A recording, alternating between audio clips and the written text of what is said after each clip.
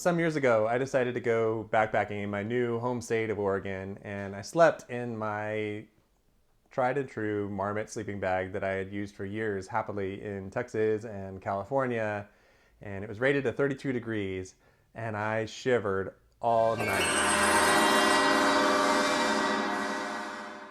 It was the middle of summer, but it just wasn't up to the task of the chilly Oregon nights. I put on every piece of clothing I owned, and I still was freezing all night long. And ever since that night, I decided never again will I bring the wrong sleeping bag with me backpacking. So I went and researched options that were within my budget, and I narrowed it down to these two options that I'm going to be talking about today. The only problem was I couldn't decide which one. So I didn't. And I bought both. But I think these are both great budget options, and I'm going to give you an in-depth review of each today. And at the end, I'll tell you why I think it's great to have both in your closet. Hooray! Hey y'all, it's Adam here. I'm a dad who loves to camp and hike and backpack, and I love to find ways to get my kids into the outdoors as well. If you're in the same boat, hit subscribe, and let's dive into the reviews. Okay, so basically these are both the same bag from Marmot. They are just different on the degree rating. So they're the Marmot Elite Eco 0 degree and the Elite Eco 20 degree. First, I'm going to talk about the things that they have in common. So both of these bags are 100% synthetic, 100% recycled fibers, but I found them to be extremely comfortable, very soft and warm. They are EN tested for the temperature ratings, which gives you some confidence that the ratings are accurate.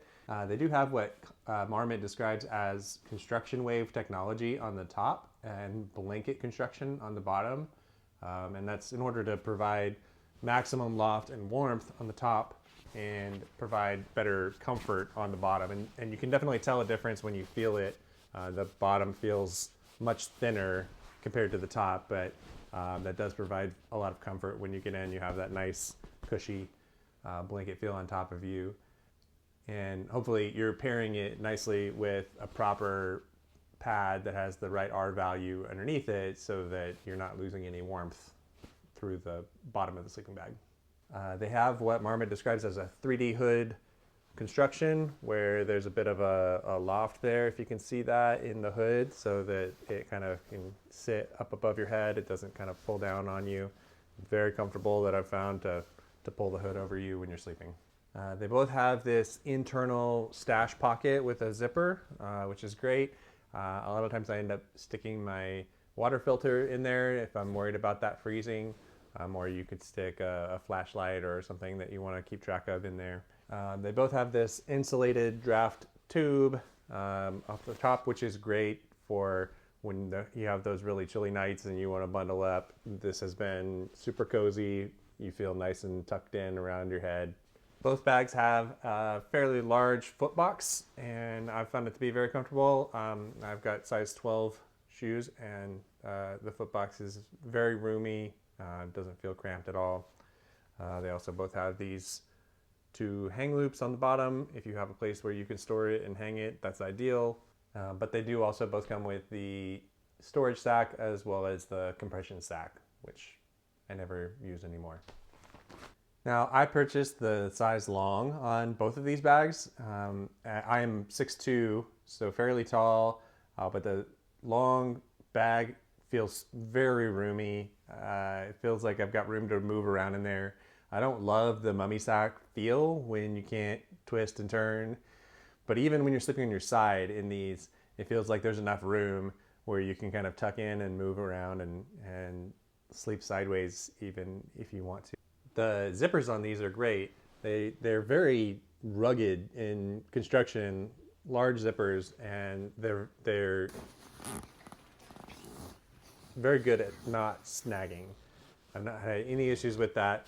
They do have that insulated draft tube that runs all the way down on the inside of the zipper, which also helps for warmth, obviously. But I've not had any issues with it snagging. The zippers work really well. When it's dark and you're trying to fumble around with the zipper, it's great. All right, so now let's talk about the differences. First, obvious difference, the 20 degree is blue, the 0 degree is orange. And if you're looking at the 30 degree, I think it's green. And just seems like a silly thing, but seriously, I mean, I love the orange color. Maybe that's just a personal preference, but it just kind of makes me happier when I'm in it. And I think that's not insignificant.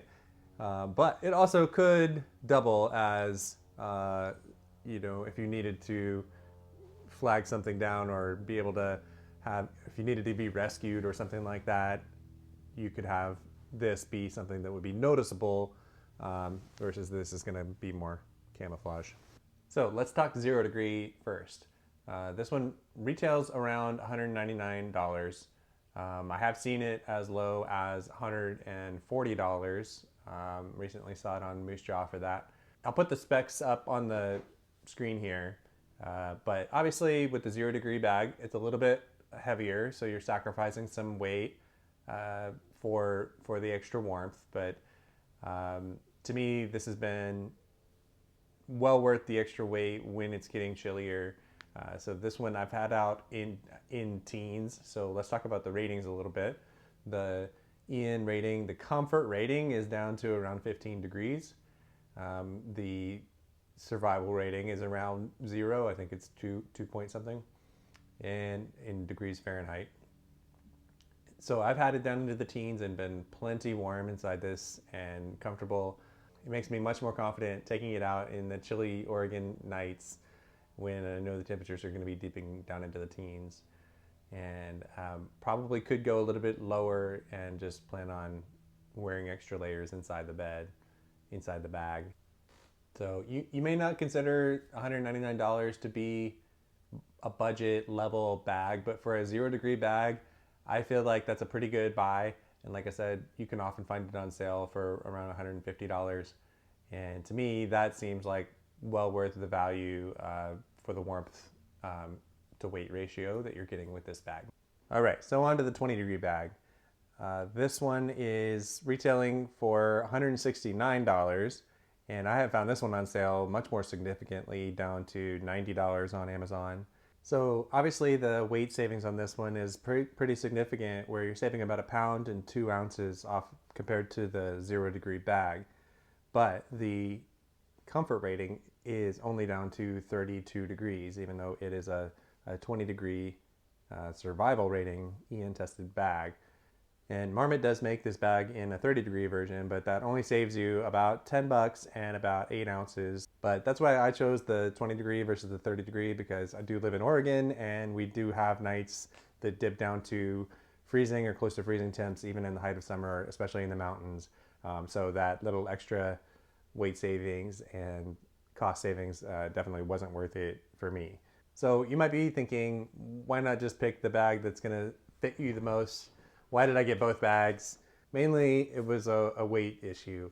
1 pound and 2 ounces is fairly significant.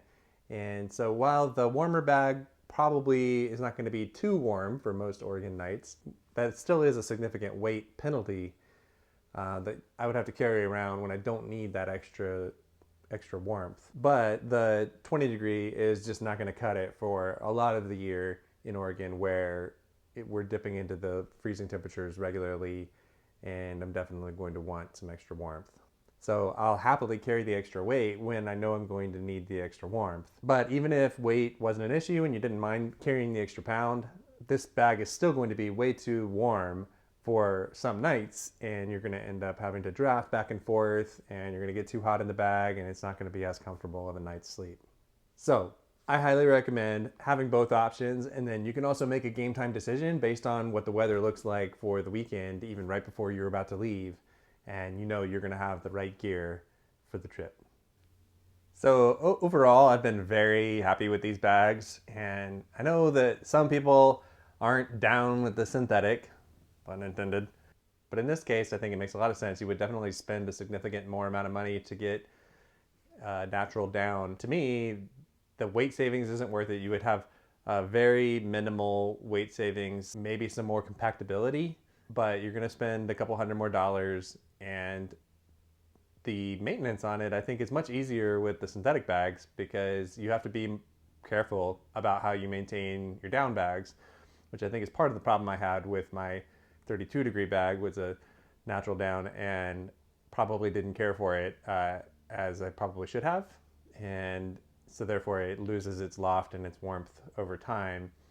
The synthetic is a little bit more forgiving as far as care and maintenance and washing goes. I've had these bags for a couple years now and they're holding up great so far. So I definitely would recommend them. 4 thumbs up, 2 for each bag. So if you're planning a backpacking trip and you want some tips on what essentials that you don't need, check out my video that I'll link on the screen here. And thanks for watching.